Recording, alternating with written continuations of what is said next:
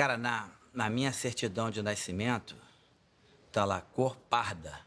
Na minha concepção, o que não é branco é preto. Assim, bem simples e bem claro. Então, eu sempre fui negro, com certeza.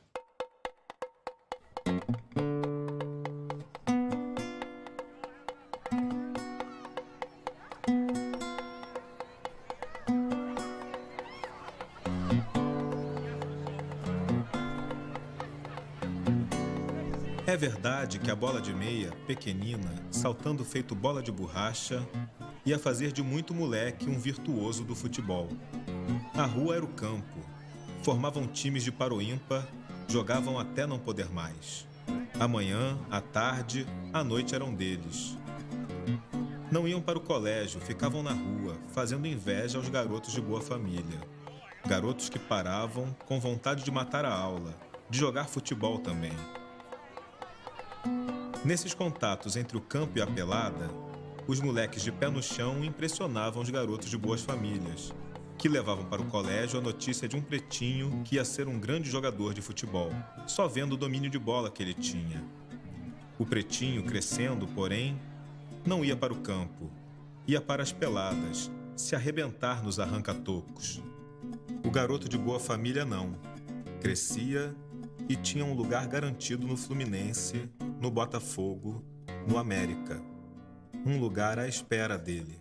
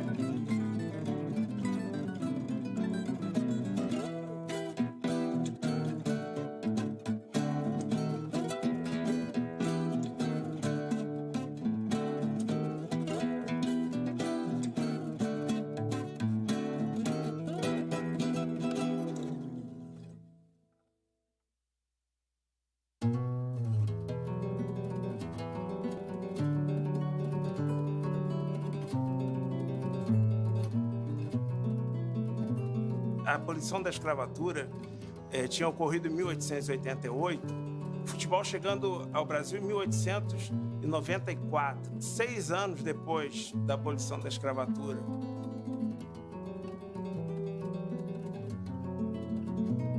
É possível a gente imaginar como é que era a relação entre as diferentes raças, as diferentes comunidades, entre a elite e os mais pobres naquele tempo.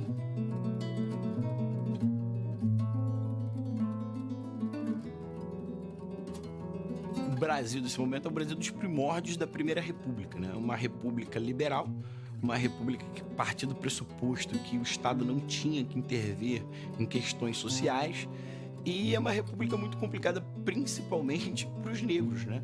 Egressos da escravidão, né? Séculos de escravidão, e que não tem nenhum apoio do Estado para se inserir na sociedade. Ao contrário, é um Estado que reprime a capoeira, reprime a religião afro-brasileira, e é um Estado que sequer tem a obrigatoriedade de dar escola pública para esse negro. Então, nós temos uma marginalização social do negro.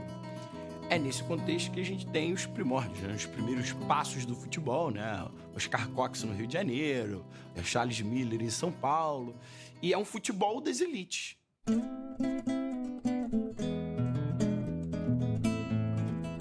A história habitual que se conta sobre o início do futebol no Brasil, ele vai se centrar no protagonismo de jovens estudantes de boas famílias que vão à Europa estudar e voltam com umas novidades do esporte europeu, especialmente com a bola e as regras do Football Association, como se chamava.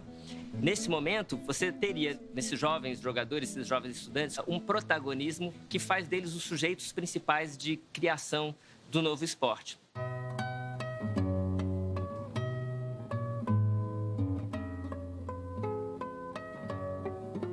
Para entrar no Fluminense, o jogador tinha de viver a mesma vida de um Oscar Cox, de um Félix Frias, de um Etchegaray. Todos homens feitos, chefes de firmas, empregados de categoria de grandes casas, filhos de papai rico, educados na Europa, habituados a gastar. Era uma vida pesada.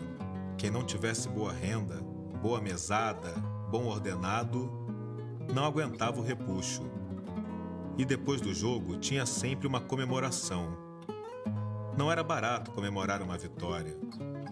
Muito rapaz disfarçava, deixava de aparecer, até largava o clube. A mesada não chegava. Flamengo, Fluminense, Botafogo eram clubes cujos times eram formados pelos seus associados, os sócios do clube, que era uma pessoa de classe média ou classe média alta até, que pagavam uma mensalidade para assistir festas, para ir a bares, para ir a reuniões sociais, para almoçar nos clubes. O clube era um encontro social, hoje praticamente desaparecido na história do Rio de Janeiro. Os jogadores do time de futebol eram formados por esses sócios. Esses sócios, entre os seus direitos, tinham de jogar futebol. E se fossem os melhorezinhos, eram escalados para representar o Flamengo, o Fluminense, o Botafogo. O Mário Filho conta que no início, realmente, dos campeonatos, o futebol era um programa de domingo à tarde. Os senhores que iam assistir aos jogos iam de paletó e gravata, muito elegantes. As meninas muito bem vestidas, né? Vestidos longos. E ele conta o detalhe do lencinho, né? Que as meninas ficavam tensas com o andamento dos jogos e elas começavam a torcer os lencinhos e aí surgiu a palavra torcida.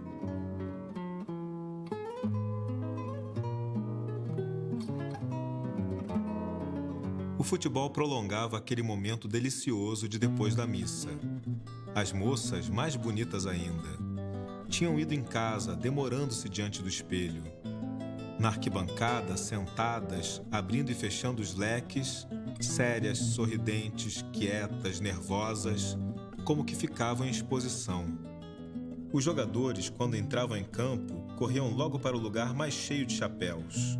Levantavam os braços, hip hip urra. O hip hip urra era só para as moças, para a gente da arquibancada. Os jogadores não iam depois repeti-lo diante da geral, onde se amontoavam os torcedores sem colarinho e gravata. No intervalo, o campo e a arquibancada tornavam-se uma coisa só. Os jogadores gostavam de aparecer um instante, suados, cansados, para cumprimentar as moças.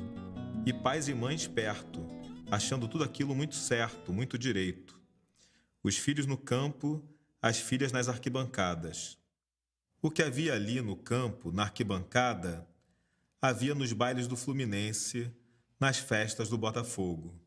Em 1904, todos os bairros de São Paulo viviam a febre do futebol. Isso é uma carta do Charles Miller remetida para a escola onde ele estudou, lá na Grã-Bretanha. Ele atesta nesse documento que o futebol encantava a juventude. Não era um fenômeno restrito a um grupo da elite, a membros da elite. É um fenômeno de todo o espaço urbano.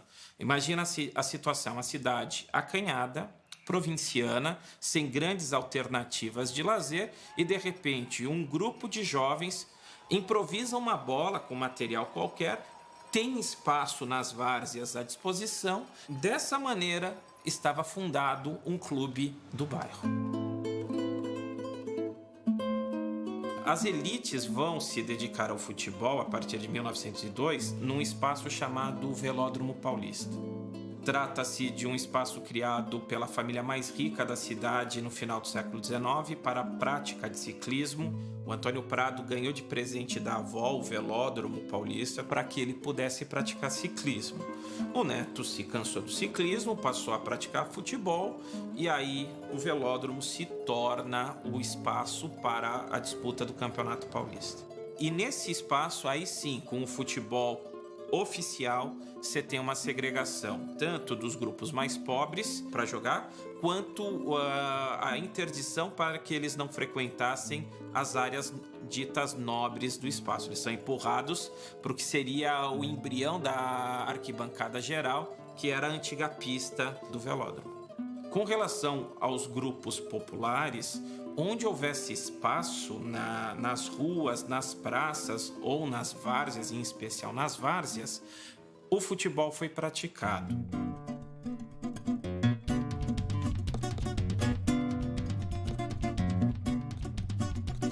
Então era assim, no tempo que preto não entrava no baiano, era esse tempo aí, era um tempo em que os negros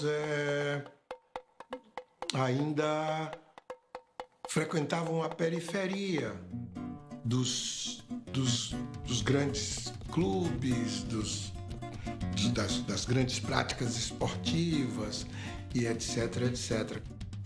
Era muito ruim, né? Porque qualquer coisa que a gente falava, ô negão, ô macaco, isso é muito feio. Então a gente sofria muito. Era pejorativo na cara da gente, você é muito feio. Eu, apesar de não ter assim muita cultura, eu não imaginava que um homem branco era melhor que um homem preto. Eu acho que o homem branco tem nariz, tem boca, tem orelha, tem joelho, tudo igual a gente. Qual a diferença que tem?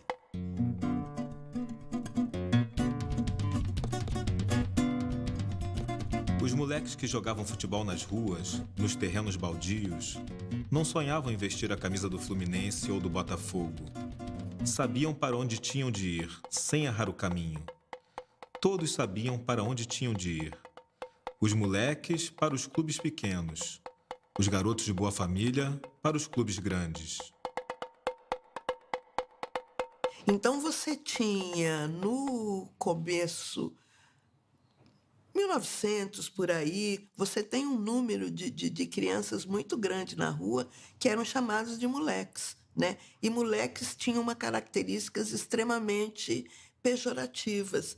E os moleques, eles estavam diretamente associados à cor da pele. Eles eram negros, né? Eles eram deixados, eles faziam pequenos furtos. Essa era a ideia do moleque.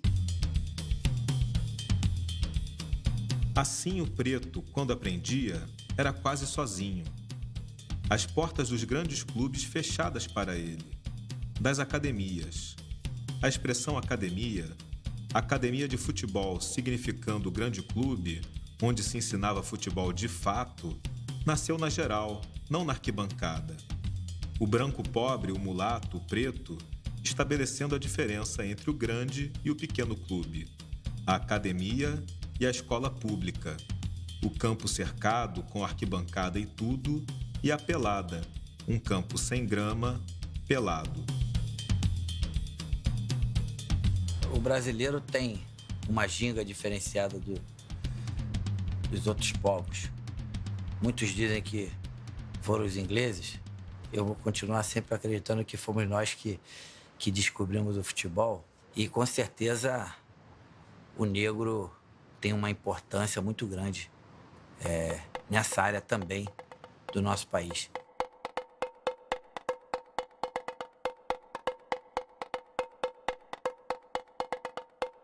A Liga Metropolitana, que era a principal liga esportiva da cidade, ela incorporava os principais clubes formados na zona sul da cidade, como o Fluminense, o Botafogo e alguns da zona norte, como o América, mas também incorporava um clube formado por trabalhadores da fábrica de tecido de Bangu, que em sua maior parte eram trabalhadores estrangeiros, eram técnicos ingleses que compõem esse time, mas pela própria política da fábrica, o clube passa a incorporar rapidamente também jogadores negros. Então, em 1905 e 1906, Bangu, já disputando a liga principal, já contava com jogadores negros.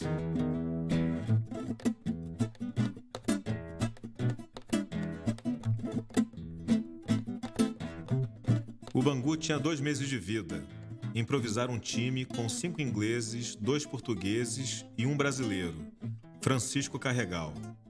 Brasileiro com 50% de sangue preto. Francisco Carregal, talvez por ser brasileiro e mulato, o único mulato do time, caprichou na maneira de vestir. Era o mais bem vestido dos jogadores do Bangu. Francisco Carregal, um simples tecelão, comprou tudo de novo. As botinas travadas, as meias de lã, os calções. William Procter, o mestre eletricista, Mandou travar umas botinas velhas, cortou com uma tesourada uma calça branca que não servia mais, nem comprou as meias de lã. Francisco Carregal, no meio de ingleses, de portugueses, de italianos, sentia-se mais mulato. Queria parecer menos, quase branco. Passava perfeitamente. Pelo menos não escandalizava ninguém. E o Bangu ele vai reproduzir uma lógica, que é uma lógica muito forte na Inglaterra, que são times de operários da fábrica e que, né, em suas horas vagas, eles vão continuar no mundo fabril, mas vão jogar futebol. O Bangu, a gente vai ter um jogador negro em 1905. Em 1900, quando a Ponte Preta é fundada, já tem um atleta negro e tem um dos fundadores negros. Eu não sei se o Mário Filho, por estar no Rio de Janeiro, ele aponta o Bangu como o primeiro clube a ter um jogador negro, né? É muito difícil definir exatamente qual foi o primeiro clube brasileiro a aceitar negros. Primeiro porque quando a gente fala no primeiro clube brasileiro, a gente está falando dos clubes que sobreviveram. No Rio de Janeiro da década de 1900, você tinha 40, 50 clubes, dos quais tem 5 ou 6 que são os que se conhecem hoje em dia. Então, provavelmente, os primeiros clubes a ter jogadores negros não são clubes que existam mais sequer. E a mesma coisa acontece em todas as outras cidades brasileiras. A prática do futebol por trabalhadores negros e pardos se dá em primeira mão em pequenos clubes, clubes de bairro, clubes de fábrica, clubes que já não existem mais, mas que deixam como legado uma prática de futebol que acaba por se incorporar aos grandes clubes.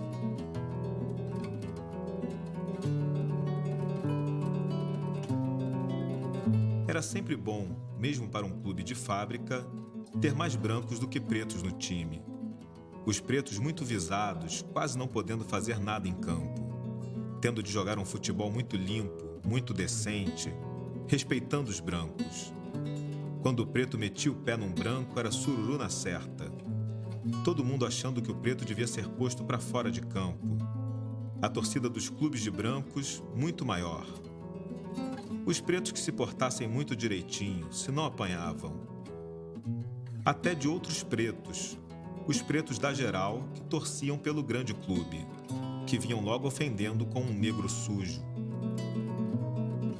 Segundo o Mário Filho, o atleta branco se sentia sujo quando entrava em contato físico direto com um atleta não branco, né? Então, realmente, segundo o Mário Filho, os atletas negros aos poucos começaram a criar esse ritmo, a ginga, o drible, para poder escapar desse contato direto com o atleta branco, até porque o atleta negro é que seria apontado como faltoso caso isso acontecesse, né?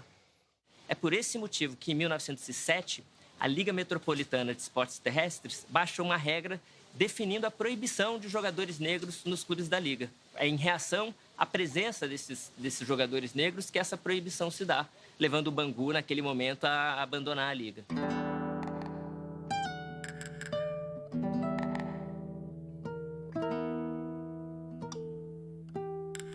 Como se dizia, elementos de cor não podem participar, pessoas que tenham profissão inferior não podem participar, pessoas de nível social inferior não podem participar. Tudo isso estava explícito nos regulamentos dos campeonatos. Quando você faz essa exclusão, não pode quem recebe gorjeta, não pode praça de pré, não pode...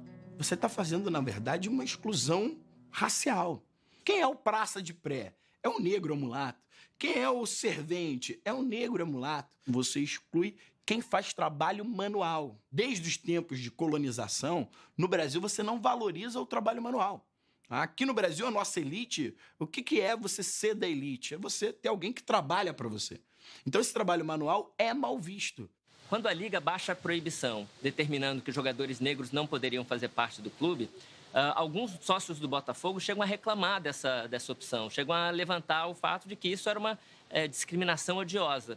Mas outros não, outros se colocam em defesa dessa regra, dizendo que em termos da sociedade política, a discriminação seria odiosa, mas em sociedade recreativa era normal que se distinguissem os diferentes, que, portanto, é aceitável e recomendável que os clubes brancos se apartassem dos clubes negros.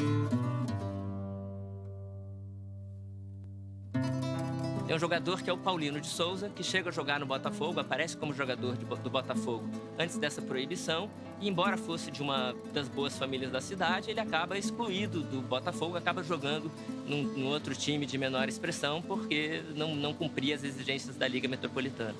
E o Bangu tinha tido o primeiro jogador negro no Rio, Francisco Carregal, em 1905, ele resolveu se excluir e fazer alguns campeonatos à parte, alguns jogos amistosos no seu estádio, na Rua Ferrer, né, lá em Bangu. E aí ele ficou isolado há algum tempo.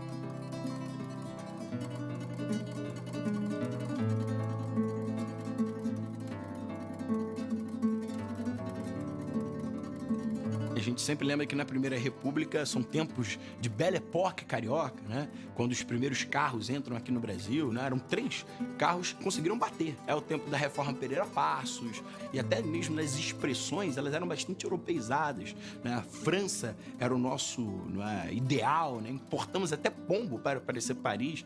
A gente mirava muito no exemplo europeu. E quando você mira no exemplo europeu, não tem negro, não tem mulato, não tem mestiço, né? É um Brasil branco que tenta se vender como um Brasil branco, né? Eu acho que é possível pensar em 2 processos que se dão em paralelo. Primeiro é a tentativa de exclusão dos ex-escravos e seus descendentes de qualquer possibilidade de participação, seja política, seja cultural, nos anos que se seguem à proclamação da República. Um esforço de diferenciação e de exclusão, dado, por exemplo, na organização de um campeonato que não pode ter jogadores negros, tudo isso é verdade. Mas, em paralelo a isso, você tem a ação dos próprios negros que vão forjando o seu próprio espaço, vão criando o seu próprio espaço, vão reivindicando participação política, vão se fazendo parte daquele contexto de modernidade, vão praticando o futebol, vão dançando as danças modernas e se fazem, assim, uma presença do qual, em algum momento, não se pode fugir.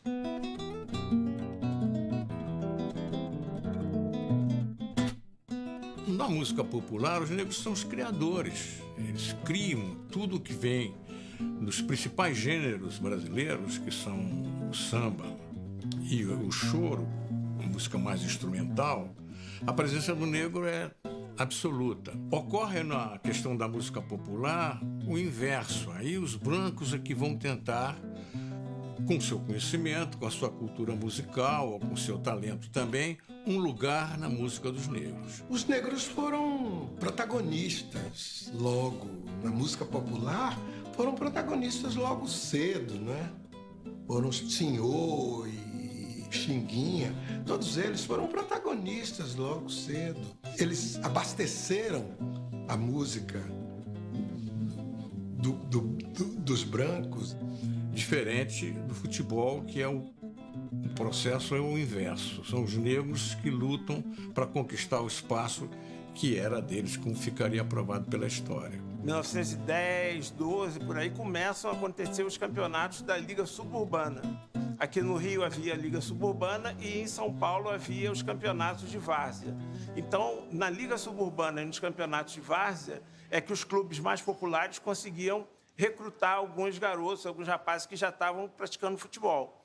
Mas o futebol da Liga Suburbana era bem diferenciado da Liga Oficial. Na Liga Suburbana havia jogadores que jogavam até descalços, por exemplo. Desde pelo menos 1909, nós temos registros de times da comunidade negra de São Paulo. As 2 escolas de samba mais importantes da cidade de São Paulo foram fundadas a partir de times de futebol da comunidade negra.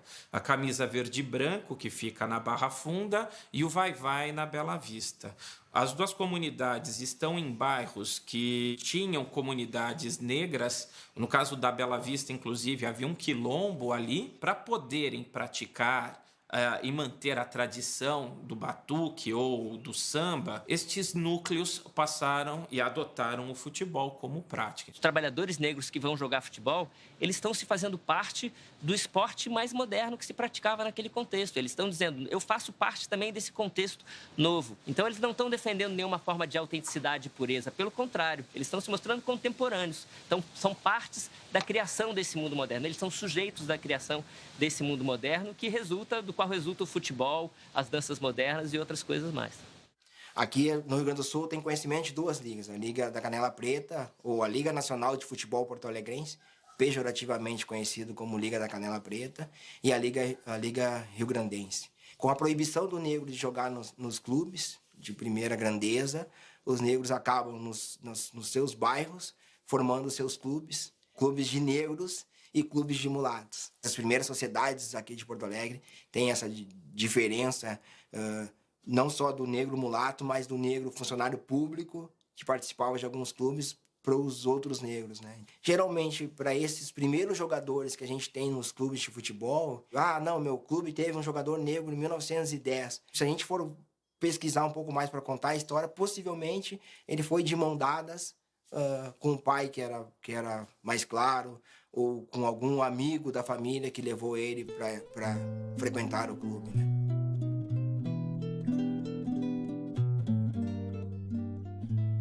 O caso de Carlos Alberto, do Fluminense. Tinha vindo do América com os Mendonças, Marcos e Luiz. Enquanto esteve no América, quase ninguém reparou que ele era mulato. No Fluminense, ficou logo em exposição. Tinha de entrar em campo, correr para o lugar mais cheio de moças na arquibancada, parar um instante, levantar o braço, abrir a boca num ipi-ipi-urra. Era o momento que Carlos Alberto mais temia. Preparava-se para ele, por isso mesmo, cuidadosamente, enchendo a cara de pó de arroz, ficando quase cinzento. Não podia enganar ninguém, chamava até mais atenção. O cabelo de escadinha ficava mais escadinha, emoldurando o rosto cinzento de tanto pó de arroz. Quando o Fluminense ia jogar com a América, a torcida de Campos Sales caía em cima de Carlos Alberto. Pó de arroz! Pó de arroz! E o pó de arroz acabou passando dele para o Fluminense. Uma vez, Carlos Alberto não jogou. O time do Fluminense entrou em campo, os gritos de pó de arroz partiram da geral do mesmo jeito. O pó de arroz pegou feito visgo. Pó de arroz era coisa fina, cheirosa. O Fluminense não se envergonhava de ser fino, de cheirar bem. Tratando, porém, de ter mais cuidado, de não botar mais um mulato no time. Principalmente um mulato que quisesse passar por branco.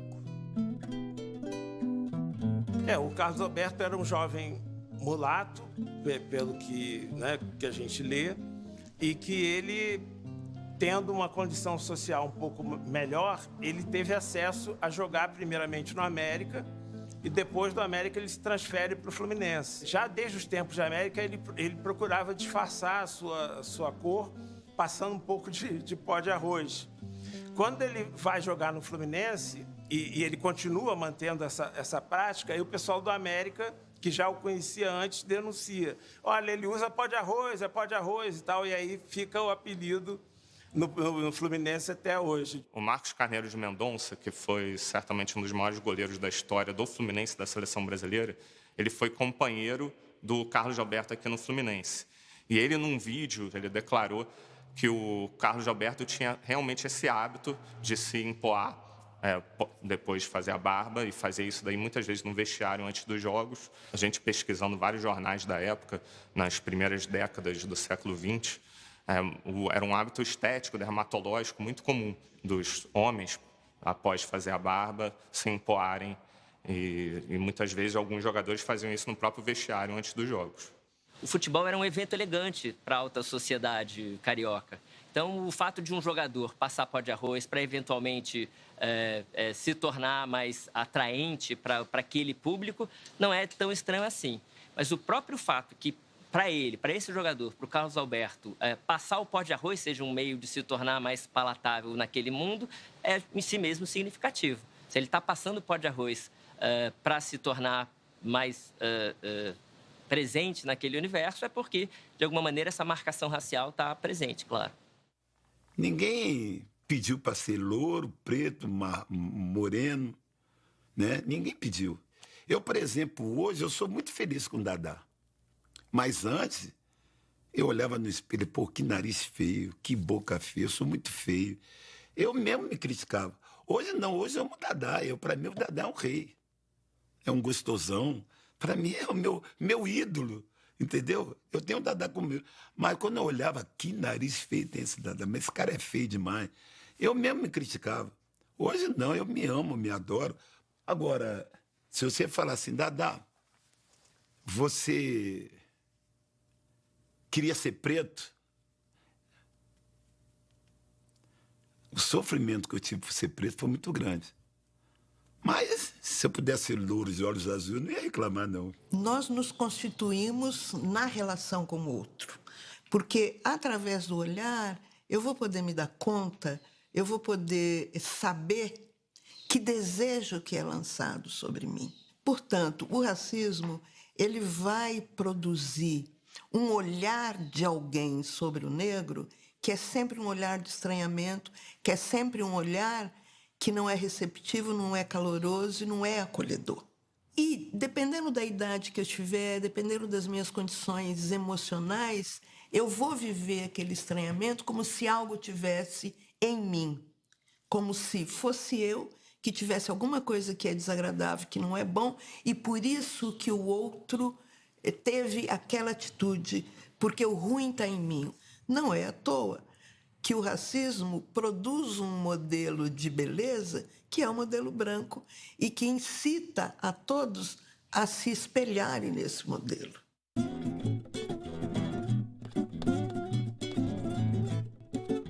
Friedenreich, de olhos verdes, um leve tom de azeitona no rosto moreno, podia passar se não fosse o cabelo. O cabelo farto, mais duro, rebelde. Friedenreich levava pelo menos meia hora amansando o cabelo. Primeiro untava o cabelo de brilhantina. Depois, com o pente, puxava o cabelo para trás. O cabelo não cedendo ao pente, não se deitando na cabeça, querendo se levantar. Friedenreich tinha de puxar o pente com força para trás, com a mão livre segurar o cabelo, senão ele não ficava colado na cabeça como uma carapuça. O pente e a mão não bastavam. Era preciso amarrar a cabeça com uma toalha, fazer da toalha um turbante e enterrá-lo na cabeça. E ficar esperando que o cabelo assentasse. Levava tempo. O juiz impaciente, ameaçando começar a partida sem Friedenreich, e Friedenreich lá dentro, no vestiário, a toalha amarrada na cabeça. Era sempre o último a entrar em campo. Quando aparecia, finalmente, a multidão batia palmas mais fortes para ele. Era sempre o jogador mais aplaudido. O Friedenreich é o grande gênio da sua geração. Ele é o primeiro grande jogador brasileiro. Friedenreich é neto de imigrantes alemães e neto de africanos. Ele não é filho de alemães. Se fortalece demais a identidade como filho de imigrantes, quando na verdade ele era a segunda geração da família dele no Brasil, nascida no Brasil. Friedenreich foi um dos maiores jogadores de futebol brasileiro nesse período, né, inicial, acredito até que o maior. E ele também era um desses que meio que furavam essa barreira racial, porque ele era também um mulato, mas ele tinha um nível social um pouco mais elevado, só que a questão da cor é algo que não se disfarça, né? No caso dele, o cabelo denunciava que ele era um mestiço, digamos assim. Então ele procurava alisar o cabelo, mas ele era alguém como os outros jogadores da época, da elite, aqueles que frequentavam as grandes rodas, as grandes festas, os dancings, né? Ele se vestia muito bem, ele era um modelo daquele tipo de atleta que existia no começo do futebol brasileiro. É claro que o Friedenreich, de alguma maneira, a gente pode entender que ele tem alguma marca negra, mas o próprio fato de ele ser o líder desse time, dele ser aceito nesse time, mostra que socialmente ele não era identificado como tal. Naquele contexto, ele era visto como um jogador branco, de boa família das elites brasileiras.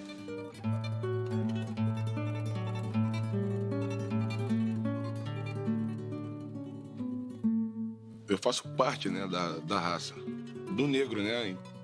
Tem pessoas que não pensam dessa forma. A gente aceita mais a pessoa mais rica do que a pessoa mais pobre. Essa é a realidade. Eu fui parado na Blitz, o cara olhou pra mim. Pô, é o Adriano, o imperador. Vai lá, tudo bem. E se eu não fosse ninguém? E aí? Isso dói, não só porque eu tenho hoje.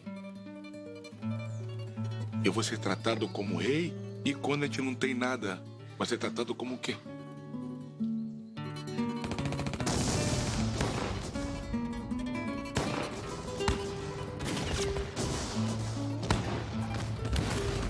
O Brasil entra em 1917 na guerra. Em 18, você tem uma pequena participação do Brasil, tímida, mas você tem uma pequena participação do Brasil. E em 1919, isso é uma coisa pouco, né, que as pessoas falam pouco. Em 1919, o Brasil se vende, né, para o mundo como sendo o único país, né, americano a fazer parte da Liga das Nações, a estar entre os grandes. Então, o sul-americano de 1919 está nesse contexto de um Brasil novo, um Brasil que está entre os grandes, e um Brasil que é sede do Sul-Americano de 1919, que recebe um rei europeu aqui em suas terras.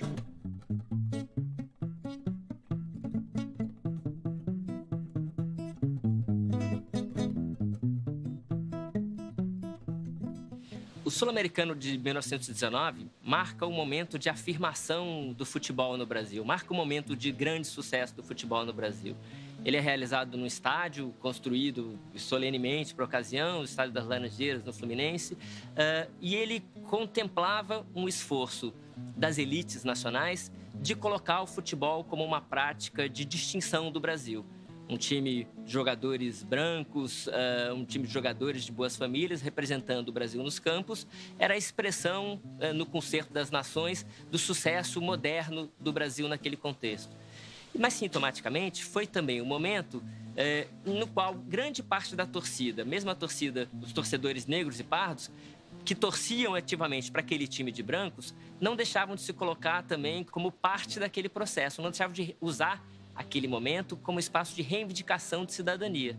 Tem um episódio que eu gosto especialmente, quando chega a delegação uruguaia, com um jogador negro, o único jogador negro do campeonato, que era o Gradim, um grupo de marinheiros negros que estava ali no entorno, vendo passar o Gradim, grita para ele: vai, Gradim, mostra para o branco que o pé do preto também é branco.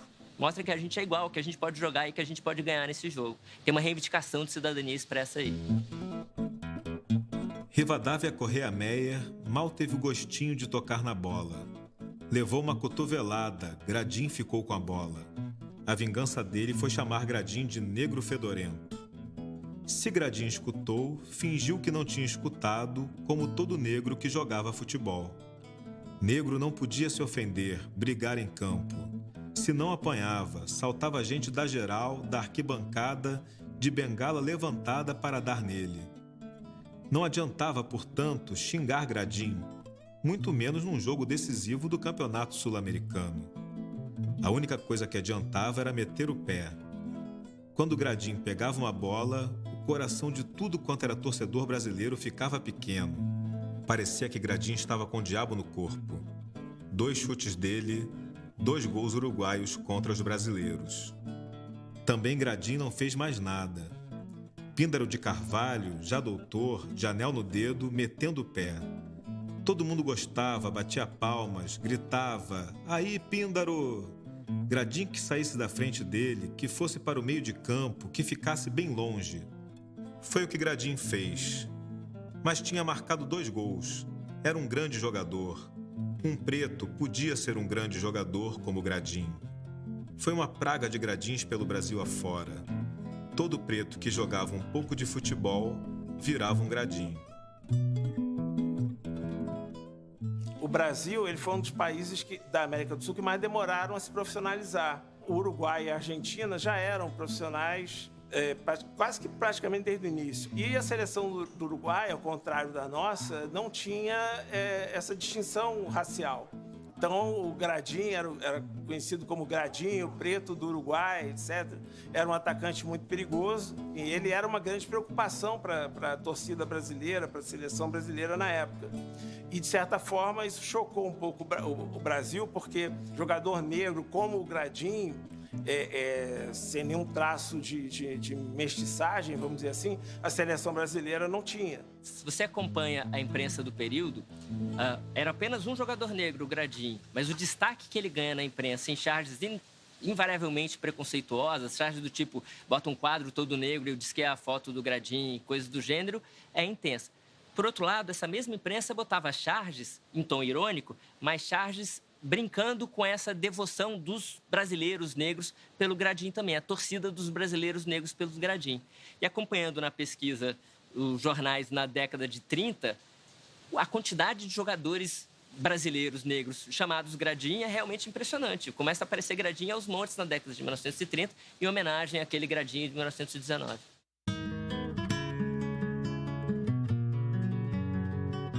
É verdade que se reconhecia que o mulato e o preto jogavam tanto que o branco. Havia grandes jogadores de cor, muito mais do que antes. Era só ir a uma pelada, ver um jogo de clube pequeno. O Brasil com muito mais mulato, com muito mais preto que o Uruguai, com muito mais Friedenreich, com muito mais Gradins, portanto. Mas os clubes finos nem pensavam neles. Só time de branco era campeão. Fluminense, Flamengo, América, Botafogo. Os melhores jogadores realmente eram estudantes. E talvez estivesse aí a explicação de tudo.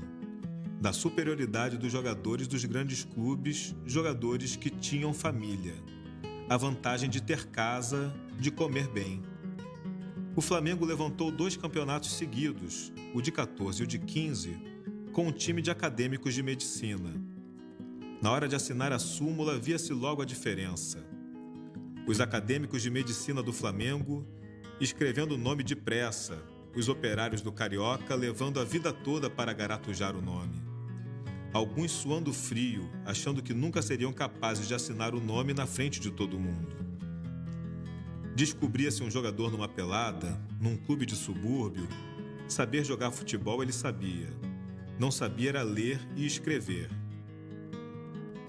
O mulato e o preto eram, assim, aos olhos dos grandes clubes, uma espécie de arma proibida.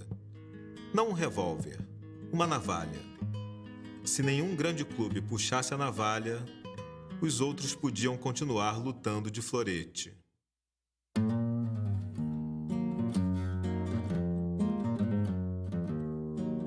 Um clube da 2ª divisão, porém, subiu para a 1ª divisão. Chamava-se Clube de Regatas Vasco da Gama e trouxe com ele mulatos e pretos. O Vasco, clube da colônia, seguia a boa tradição portuguesa da mistura. O Vasco não fazia pretos. Para o preto entrar no Vasco, tinha de ser já bom jogador. Entre um branco e um preto, os dois jogando a mesma coisa, o Vasco ficava com o branco. O preto era para a necessidade, para ajudar o Vasco a vencer. Você veja, mesmo sendo o Rio de Janeiro uma cidade com a presença negra fortíssima, extraordinária, e não só a presença no sentido numérico, físico, mas também na força cultural, na força da expressão da cidade. O Fluminense não tinha negros, né? O Flamengo inicialmente também não tinha negros, só o Vasco da Gama, um clube que foi fundado, enfim, para dar espaço para essa camada popular. O Vasco entra na 3ª divisão carioca, né? E aí vai subindo, 3ª, depois 2ª, até que em 1922 ele consegue vencer a Série B do Campeonato Carioca e sobe para a 1ª divisão, para a Série A, em 1923. Ele tem um elenco com atletas negros, com atletas semi-analfabetos, com atletas brancos, porém de origem social mais pobre, né, de classes inferiores, digamos assim. E aí, com esse elenco, ele consegue surpreender os times da elite. Ele incorporou aqueles jogadores de sucesso das ligas suburbanas, jogadores negros de sucesso da liga suburbana, que, teoricamente, não poderiam entrar na liga por não terem renda o suficiente para serem amadores. É claro que no Brasil, quando esse amadorismo é implementado, você consegue fazer uma seleção, porque as camadas mais baixas precisam trabalhar. O camarada que não tem dinheiro, ele tem que trabalhar para poder sobreviver. Então o futebol fica exclusivo daqueles filhos da Zona Sul que têm grana, que são sustentados, que estudam de manhã e praticam futebol à tarde, noite, ou o operário, que já está trabalhando e vai jogar no time da fábrica. O próprio Charles Miller, ele achava que quem recebia dinheiro para jogar era como um prostituto do esporte.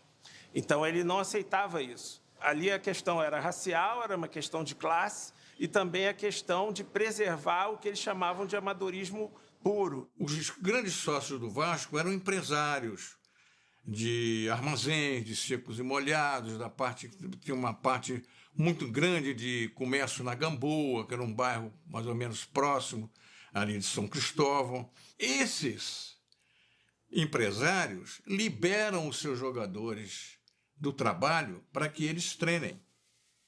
Então, muitos deles trabalhavam até meio-dia, saíam, almoçavam, almoço pago pelo patrão, e depois ia treinar no time do Vasco. O Vasco fazia um amadorismo marrom. Né? Como os grandes portugueses eram donos de comércio, né? Então o que eles faziam? Tinha alguns jogadores, né, negros que só jogavam futebol. O camarada tomava o café na padaria do seu Manel, almoçava no restaurante do seu Joaquim, depois jantava e pegava a carne no açougue do outro português. Então, assim, ele não precisava trabalhar. Então, o time do Vasco ele tinha um preparo físico muito melhor do que os outros times. Os atletas, eles eram empregados, às vezes, oficialmente, nas casas de comércio, de diretores do clube, mas eles não trabalhavam efetivamente no comércio. Eles se dedicavam aos treinamentos, né, em tempo integral, ali na rua Moraes e Silva, ali perto do Maracanã. O Vasco tinha um campo alugado ali, um campo pequeno, que era só para treinamento. O técnico do clube era o Ramon Plateiro, um uruguaio que já tinha trabalhado em outros clubes no Rio de Janeiro, inclusive o Fluminense, e ele implantou, de certa forma, um processo profissional mesmo. Quer dizer, os atletas treinando, tempo integral, com hora para acordar e para dormir, alimentação regrada. Tanto que daí vem aquela música da torcida do Vasco: o Vasco é o time da virada, o Vasco é o time do amor. Porque o time do Vasco não tinha uma qualidade tão grande como o Flamengo, Fluminense ou Botafogo. Então o time começava atrás do placar. Só que como tinha mais fôlego, no segundo tempo ele virava o jogo. Então o Vasco foi notabilizado por essas viradas sensacionais no campeonato de 1923. Os outros clubes achando que aquilo precisava acabar. Tornou-se quase uma questão nacional derrotar o Vasco. O jacobinismo no futebol lançando o brasileiro contra o português. Pouco importava que o time do Vasco, com seus brancos, seus mulatos e seus pretos, fosse brasileiríssimo.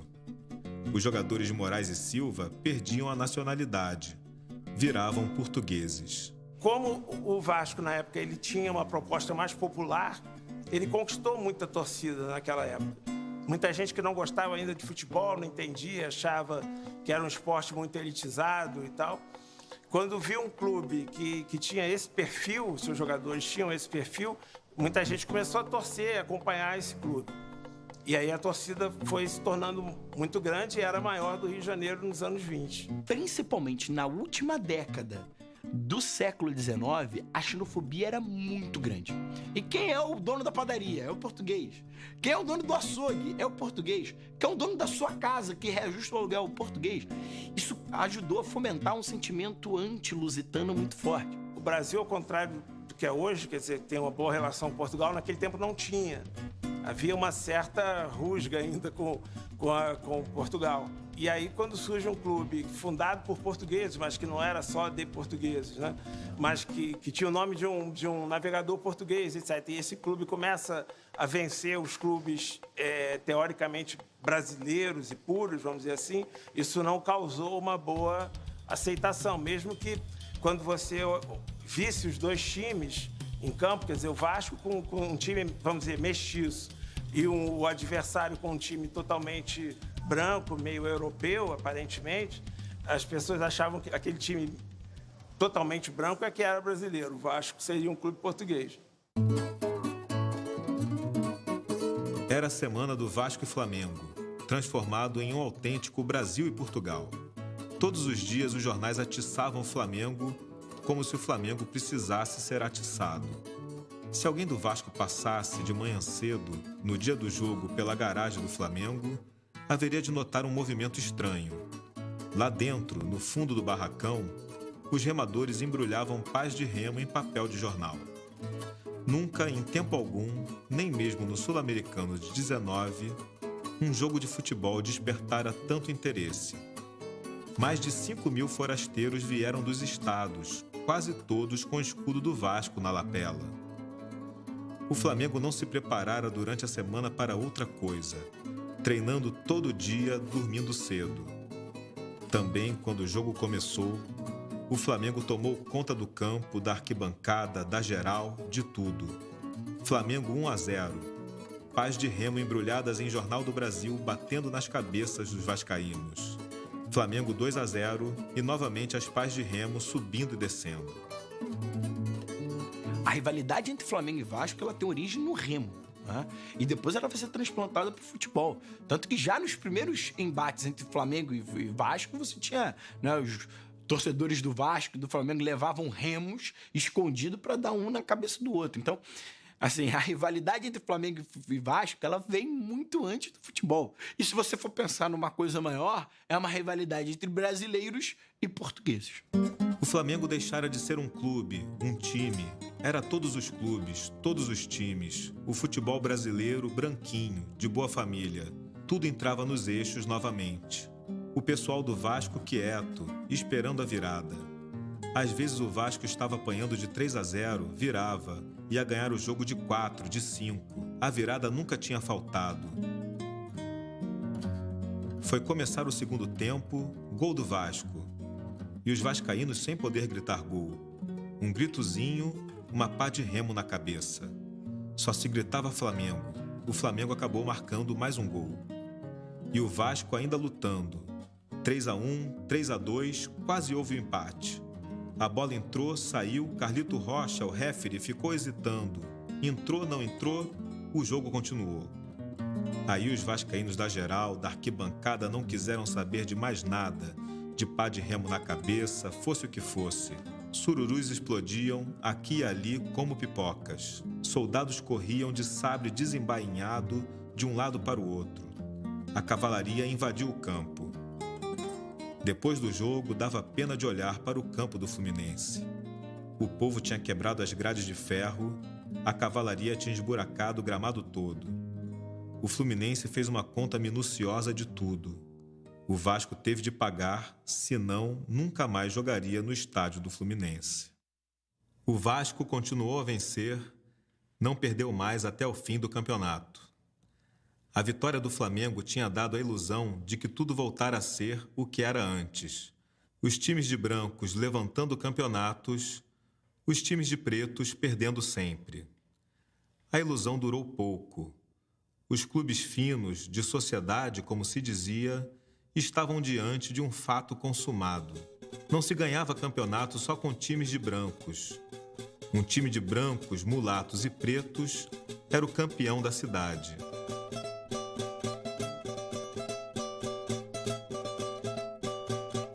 O que acontece? O Vasco é campeão de 1923, o que causa um escândalo no Rio de Janeiro. Um choque muito grande. Realmente foi uma revolução que o Vasco fez, porque embora ele não tenha sido o primeiro clube a ter jogadores negros no futebol brasileiro e tal, mas ele foi o que primeiro assumiu essa luta, vamos dizer, dos atletas negros e de atletas de classes mais pobres. Muitas vezes o Mário Filho parece marcar esse time do Vasco de 23 como o início de um processo. E eu prefiro vê-lo como resultado de um processo que vem das décadas anteriores, que é esse fortalecimento do futebol nos pequenos clubes suburbanos, nas ligas suburbanas, nas ligas dos bairros habitados por trabalhadores e o sucesso dessas ligas. O que faz o Vasco é se aproveitar do sucesso desses outros espaços. Uma diretoria de comerciantes, boa parte deles de origem portuguesa, que vai buscar nesses clubes e nessas ligas os jogadores de talento para se afirmar no cenário dos clubes principais da cidade.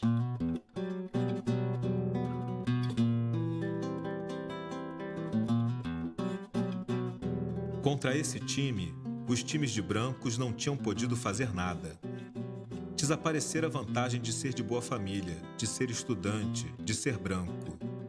O rapaz de boa família, o estudante, o branco, tinha de competir em igualdade de condições com o pé rapado, quase analfabeto, o mulato e o preto, para ver quem jogava melhor.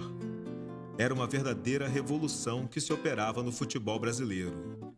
Restava saber qual seria a reação dos grandes clubes. Os clubes fizeram tudo para expulsar o Vasco da primeira divisão, o que conseguem, não alegando o fato de alguns desses jogadores serem negros. São os primeiros negros que você vê num grande clube carioca. Não por isso, mas porque são profissionais. Eles dizem, esses caras treinam no horário que deviam estar trabalhando, então eles são pagos para treinar. O Vasco está levando uma vantagem sobre os outros clubes. Só que aí, na época, surgem algumas denúncias contra o clube. Ele praticava o profissionalismo e que isso não era aceito, que ele tinha alguns atletas que justamente teriam profissões inferiores, que eram trabalhadores braçais, que eram analfabetos. Então, há todo um embate entre os clubes mais elitizados e o Vasco. O Vasco chegou a contratar professor de português para ensinar os atletas a assinarem o nome, pelo menos, para que eles demonstrassem que sabiam ler alguma coisa. E gerou um problema ali, porque, claro, era o amadorismo marrom, né? Eles eram profissionais pagos pela direção do Vasco, mas ganham um campeonato com isso sem que se consiga provar esse falso amadorismo. E é daí que se começa a alimentar mais fortemente o debate sobre a necessidade do profissionalismo.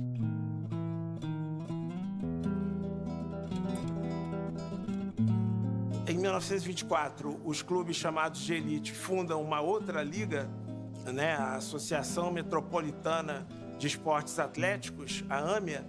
Eles criam uma série de exigências para os outros clubes poderem participar, inclusive o Vasco, embora ele fosse o atual campeão ali em 1923.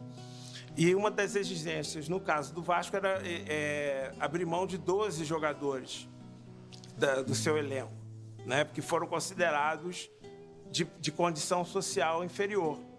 Aí o presidente do clube na época, José Augusto Prestes, ele escreve uma carta dizendo que entre ter que participar da nova liga, que era a AMEA, e sacrificar os seus 12 atletas, o clube preferia não participar da nova liga.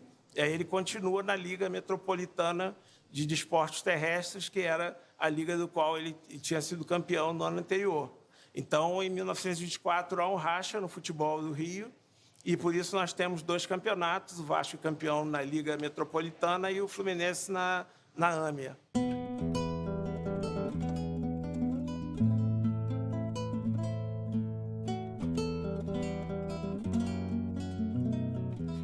A exclusão do Vasco representa uma tentativa de frear esse processo de profissionalização, ainda que disfarçada, do futebol, que abriria o futebol como para uma prática de negros e pardos.